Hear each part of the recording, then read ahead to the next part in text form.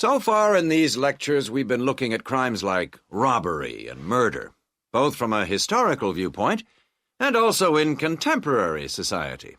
And we've seen that the preoccupation in Western society with crime and with lawlessness is part of a long and continuous tradition, rather than something which is new and unique to modern society. But over the past 70 years or so, there has been a massive increase in one type of crime, which is what's known as corporate crime. Corporate crime is crime which, as the name suggests, is connected with companies, with business organizations. It includes illegal acts of either individuals or a group within the company.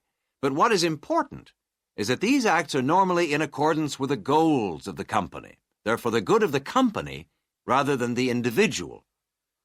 It's been defined as, quote, crime which is committed for the corporate organization, the company, not against it, unquote. So crimes like theft by employees, things like embezzlement or fraud against one's actual employer are excluded according to this definition. The employees may be involved, but they're acting in the first place for the company.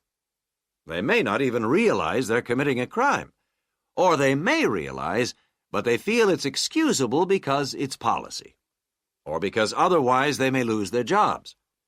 So here really we're talking about the links between power and crime. Now this is one area that much less is generally known about than conventional or traditional crime. It has been relatively ignored by the mass media. For example, it tends to be underreported in comparison with conventional crime in news broadcasts, and in crime serials and films and so on.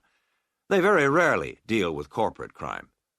And it also tends to be ignored in academic circles. There's been far more research on conventional crime, and far more data is available.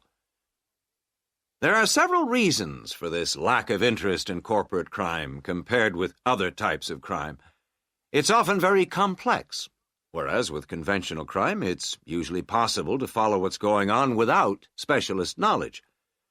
As well as this, whereas conventional crime usually has a lot of human interest, corporate crime often has much less. The third reason, and possibly the most significant one, is that very often the victims are unaware. They think their misfortune is an accident, or that it's the fault of no one in particular. They're unaware that they've been victims of a crime. So when we look at the effects of corporate crime, we may find it's very difficult to assess the costs. But these costs can be very considerable in both their economic and social aspects. Let's look at the economic costs first.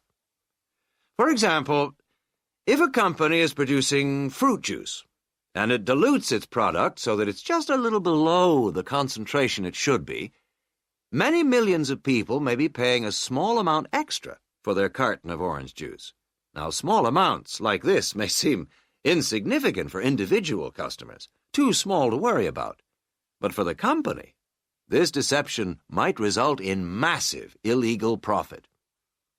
However, all studies of corporate crime agree that the individuals are in fact deprived of far more money by such crime than they are by conventional crime like robbery and theft. In addition to this, we have to consider the social costs of corporate crime, and these are again very difficult to assess, but they are considerable. They're important because they can undermine the faith of the public in the business world, and also, more importantly, because the main group of people they affect are in fact not the richer sections of society, but the poorer. So here companies are robbing the poor to benefit the rich. There are two more points to do with corporate crime that I'd like to illustrate with reference to a specific event which occurred several years ago. This was an explosion of a large oil tanker, which caused the loss of more than 50 lives of the crew. It was an explosion which never should have happened, and a subsequent inquiry laid the blame not on anyone who had actually been on the tanker at the time, but on the owners of the tanker. They had deliberately decided not to carry out necessary repair work on the tanker as it was due to be sold, and it was this lack of repair work which was directly responsible for the explosion.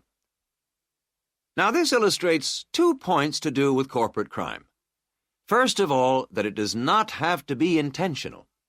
The owners of the tanker certainly did not intend it to explode, but very serious consequences can result from people or organizations not considering the possible results of their actions seriously enough. The main crime here was indifference to the human results, rather than actual intention to harm anyone, but that didn't make the results any less tragic. And this leads me to my second point, that corporate crime can have very severe consequences. It's not just a matter of companies making bigger profits than they should do, but of events which may affect the lives of innocent people. And yet very often, companies, because they say they didn't intend to harm anyone, can avoid taking responsibility for the results of their actions, and that has been a very dangerous loophole in the law. Now, a further example of corporate crime was that